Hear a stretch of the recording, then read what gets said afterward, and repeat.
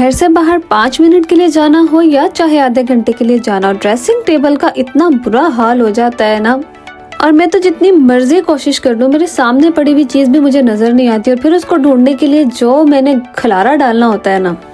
अब खलारा अगर किसी को नहीं पता तो आप गूगल कर सकते हैं। मैं पंजाबी हूँ तो मेरे मुंह से पंजाबी लफ्ज निकल ही जाते हैं। खैर, हम लोगों ने कहीं जाना था तो इसकी वजह से मेरा सारा ड्रेसिंग टेबल बहुत ज़्यादा गंदा हो गया। और जब मैं उसकी सफाई करने लगी तो मुझे ख्याल है, ओहो, मेरा तो शीशा भी बहुत गंदा हुआ है।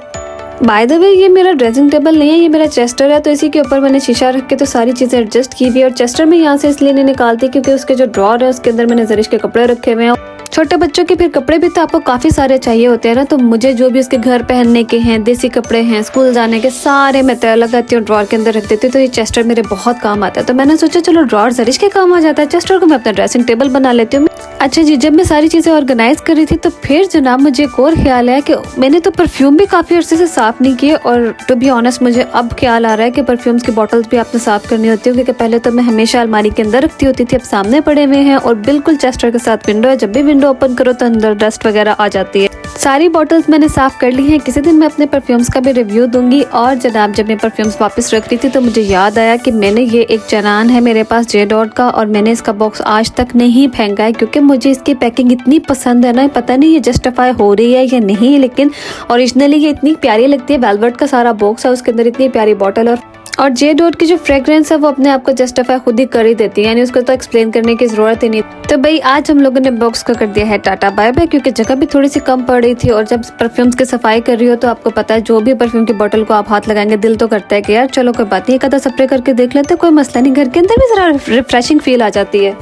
तो भाई, क्योंकि अब सारे बॉक्स मैंने साइड पे कर दिए हैं तो अब मैंने परफ्यूम्स के कॉर्नर्स बना दिए थे। एक साइड पे मैंने लेडीज परफ्यूम रखे, दूसरी साइड पे मैंने जेंट्स परफ्यूम रखे, दरमियान में मैंने रखे अपने स्किन केयर के प्रोडक्ट्स। मेरी स्किन केयर बहुत लंबी चौड़ी नहीं है, बस 4-5 मेरे पास सीरम पड़े हुए, मैं वही ऑफ एंड ऑन लगाती रहती हूँ।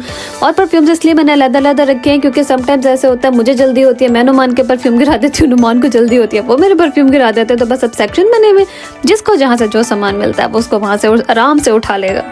और ये जो सीरम्स होते हैं, पता नहीं मुझे ऐसा लगता है या सबको ऐसा लगता होगा, ये मेडिसिन की बॉटल्स नहीं लगती है। आप लोग जजमेंटल हो सकते हैं, लेकिन मैं तो जब भी सीरम्स की बॉटल्स देखती हूँ मुझे ऐसे लगता है जैसे वो होम्योपैथिक की शीशियाँ नहीं होती वैसे लगती है। लेकिन चलो जैसे भी लगती है, इनके जो इफेक्ट है इतने अच्छे स्किन के लिए, मुझे तो आज तक ये पता ही नहीं था। शुक्र है टाइमली पता चल गया है और ये टू द बेस्ट है स्किन के लिए। सारी चीज़ें ऑर्गेनाइज करने के बाद एंड में मुझे पड़ा हुआ कहीं पे, ये पता नहीं इसको पॉकेट पेन बोलते हैं क्या चीज़ बोलते हैं, अलबत्ता ये सलजूक का स्प्रे था।